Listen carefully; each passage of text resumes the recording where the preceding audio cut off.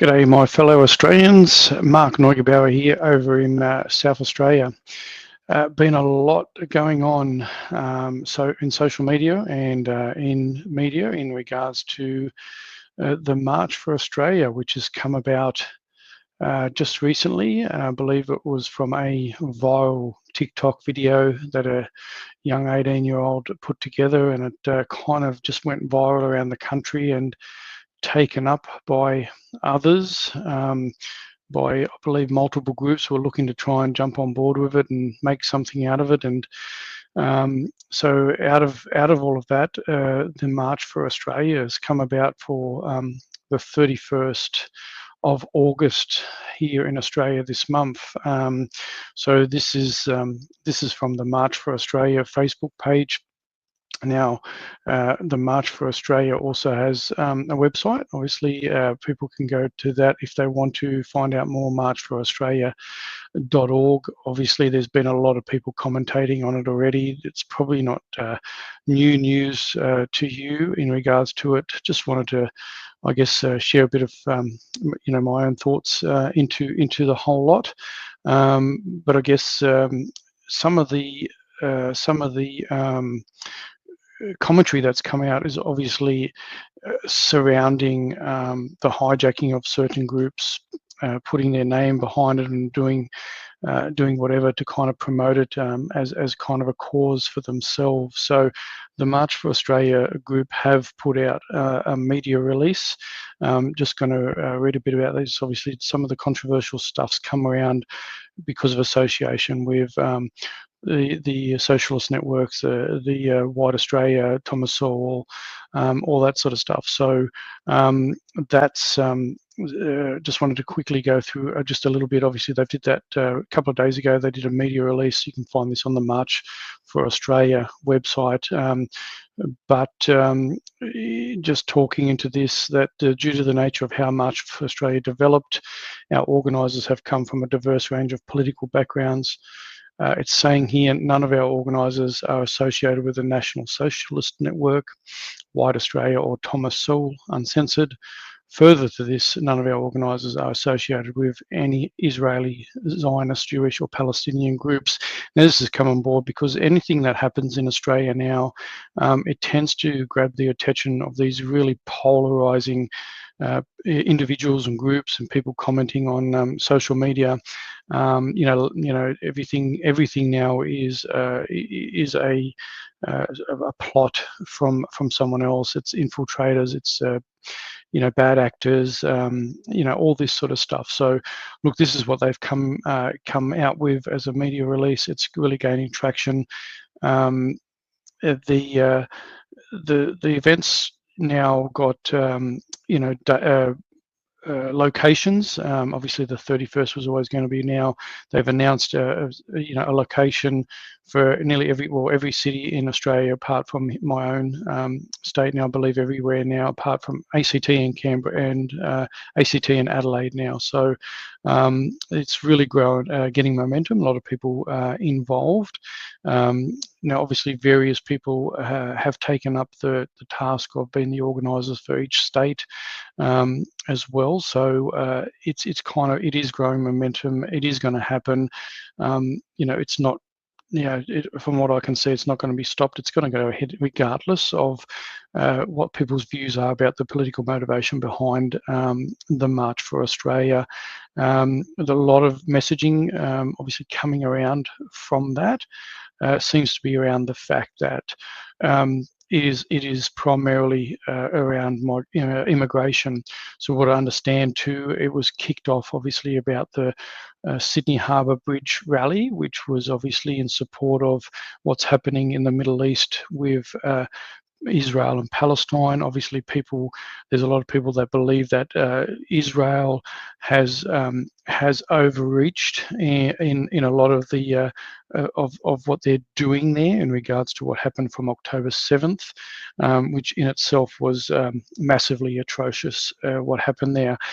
So there's a lot of commentary happening there. The march in support of I'd say peace. We want a ceasefire, right?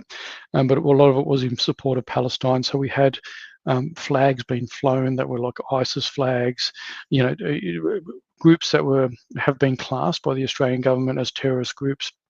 Now, those of you that have followed Bruce and myself, Bruce has some inputs in that, is one man's terrorist is another man's freedom fighter, all this sort of stuff.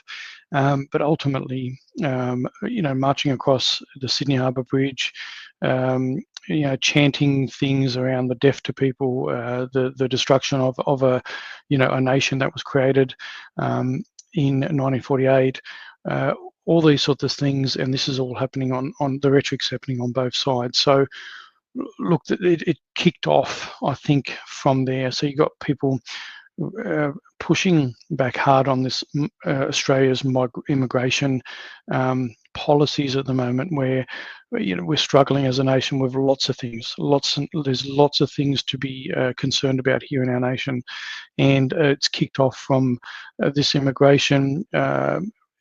The numbers been allowed in from the Australian government, but some people obviously jumping on this in regards to the types of people that are coming into the country, the cultural values and alignments, how they kind of don't mesh with Australian values, traditional Australian values.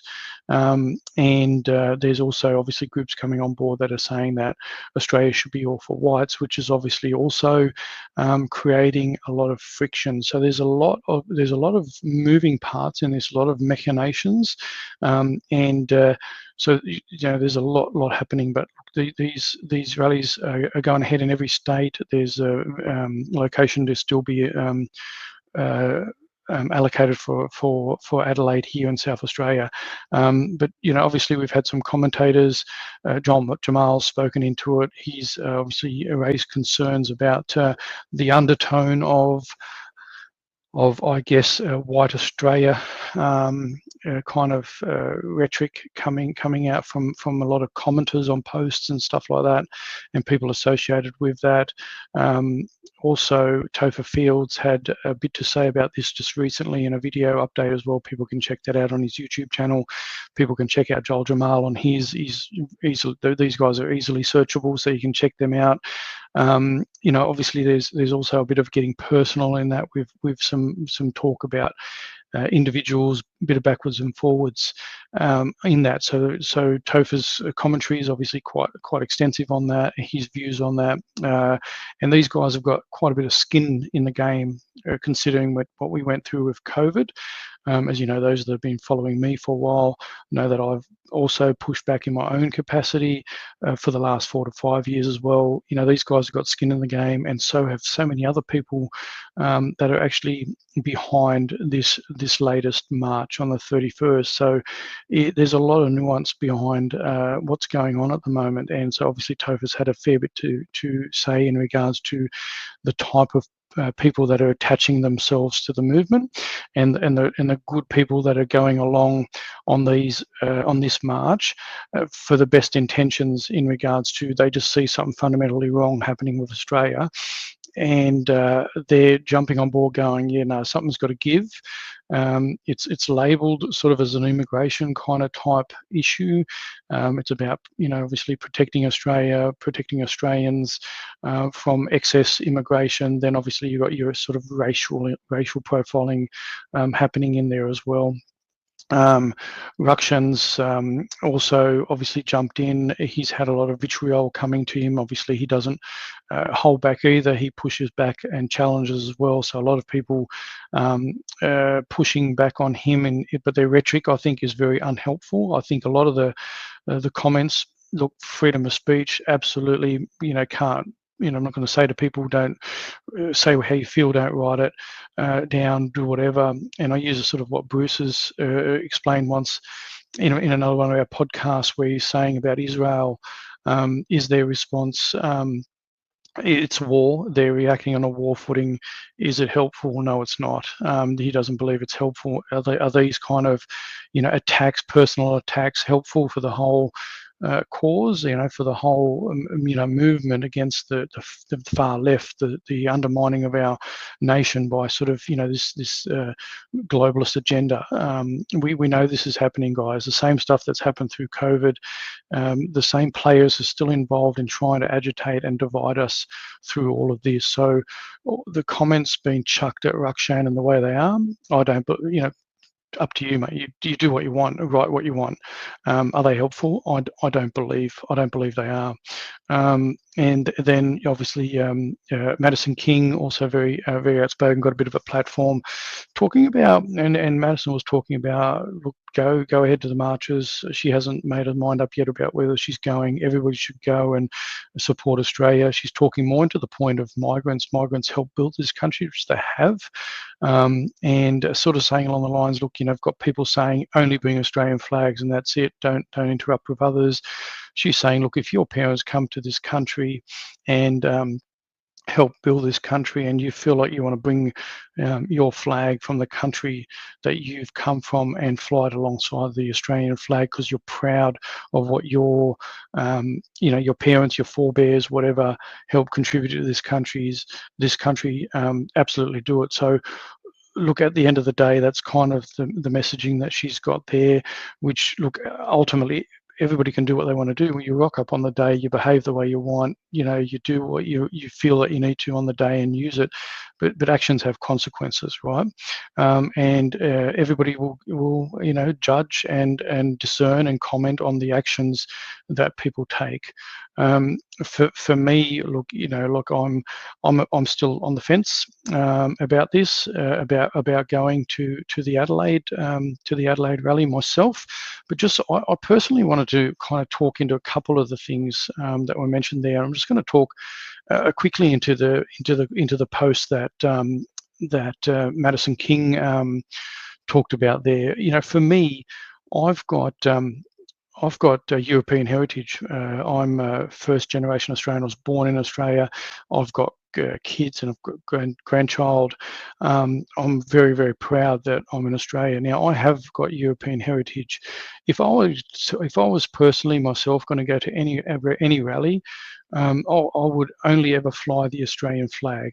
And the reason being is that I'm very grateful that my parents chose to come to Australia to provide a better life for myself and my brothers, and in turn, obviously, we met our partners, got married, and all that. So this country has given us an amazing opportunity, and regardless of my European heritage, I wouldn't dare to fly the flag of the country that I've come from in Australia. That's just me. People you can do what you want, but that's just me because I love this nation. I love what it's afforded to me, and I will only fly the Australian flag, which is our national flag. It was voted upon all the way back in the early 1900s. We've got a constitution in this nation. I am an Australian first and foremost. Yes, I've got heritage. I've got European heritage, but I will only ever fly the Australian flag. I will live and die in this country for Australia and Australians, and that's where it sits with me. But at the end of the day, if people agree with Madison and you want to turn up on the 31st with your own country's flag, so be it. It's just not something that I would do, even though I have got European heritage. Right? That's just me. Like this whole everything that we're talking about online. I'm not calling for censorship. Call it as it is, what you want. Can it be helpful or unhelpful? Absolutely it can. Can it fuel the fire? Absolutely it can. Can it continue to create division? Absolutely it can. You've got to discern for yourself how you want to impact this movement going forward, because we're a rabble. We are an absolute mess and a rabble. When you look at the left and everything that they do, the left side of politics, well coordinated, no infighting, it's structured and it's coordinated. We are a rabble, and we've got to do better. But at the end of the day, it is just the nature of where we are and how we've come to be, and it's very reactionary, and it is what it is. People are very passionate about what's going on in our nation for their own their own background history and trauma, dealing with things as well. So But I do want to talk for myself into the so for me it's like go or don't go. I'm not encouraging anybody to do either. You make it just discerned. You discern that decision for yourself based on all the information that's out there. Check out all the commentators, the influencers, whatever. Check out the website, whoever's there. You discern for yourself whether you believe it's the right thing to do to attend the march on the 31st, for Australia, the March for Australia. That is up to you. What I did want to take this opportunity to talk about is that I vehemently myself oppose any rhetoric in regards to white Australia policy, any socialist network, anything like that that purely wants Australia for whites. I will go on the record and categorically am going to call that out. And I will never support any movement or group or anything that is associated with calling for Australia to be a white Australia and Australia only for whites, right? Sure, we can call out unsustainable immigration policies, that are disproportionate, violence from migrant groups. We have got cultures, not all cultures align, right? And we have got people that come to this country from cultures that don't align with our own, and we've got to call them out. But the problem is that our law enforcement, our government, our bureaucrats, our judiciary has let us down in regards to jumping on that. And you'll find if you listen to Topher Field's video, he does talk into that a little bit, right? But as many non-white Australians, I think this country, as I said, is built on migrants from European countries, but also non-European countries.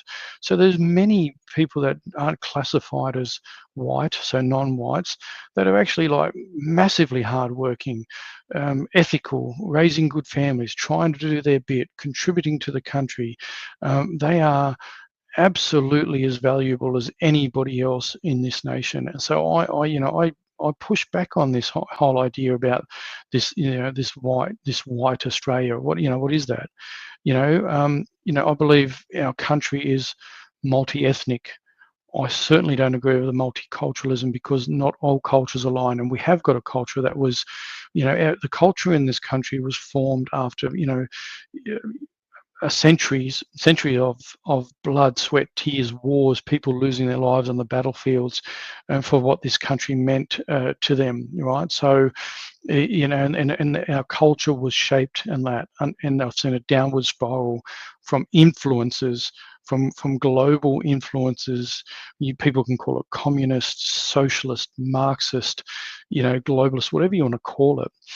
There's influences on our country that have undermined the culture that was built over many years, of coming together and growing to be a cohesive country.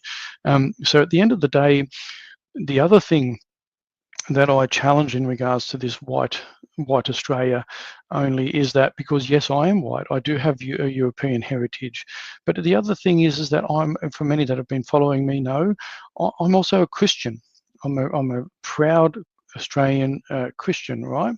So, and Australia was founded and built on massive influence from the Christian faith. Our constitution was massively influenced by the Christian faith, right? And so, as a Christian myself, I vehemently push back on this white Australia rhetoric, because for one, there's around 2.2 odd billion Christians around the world. Now, many of those 2.2 billion Christians come from countries that are non-white. They're actually from a multitude of other nations that wouldn't be classified as white. So out of that 2.2 billion, you've got a plethora. All right. So here in Australia, about 44% still class themselves as Christians, whether or not they're practicing whatever. But previous censuses, 44% of Australians identify as Christian. Now, out of that 44%, so many so many would be non-white Christians.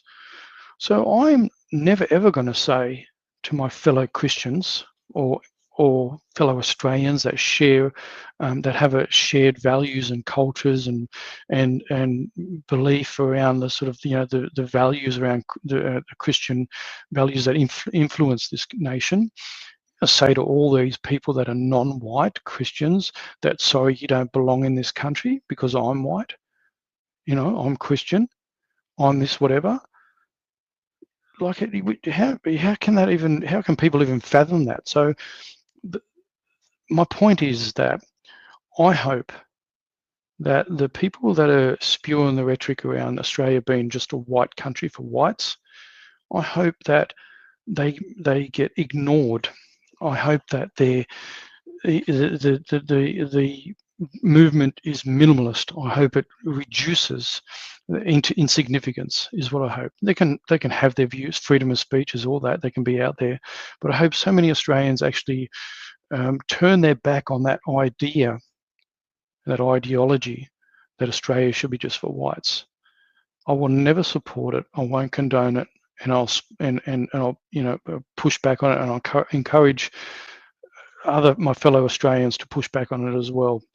And I kind of just wanted to talk into that, but just to finish off on this, I just wanted to share freedom unites coast and country, right? So Jody Lowe, he's been obviously speaking a lot into this stuff, but the reason I want to share this is that we talk about immigration at this march. I mean, people can go for a whole host of reasons. You choose to pick your battles, but we're not just talking about immigration here, guys. I mean, look at this list. I'm talking about cost of living. Yes, mass migration, housing crisis, double power, double rates, climate spending, this BS climate change, government debt, tax on tax on tax. We're so taxed in this country, it's not funny because we've got a bloody bureaucracy that's bloody buckling. Forest destruction, big business profits, crown land leasing, foreign ownership of land and everything else, and our infrastructures, power and gas and all that, globalist agendas, funding foreign wars, endless red tape, constant surveillance, geoengineering, mRNA injury denials, family court trauma, pedo protection, kitty litter in toilets. I mean, schools, like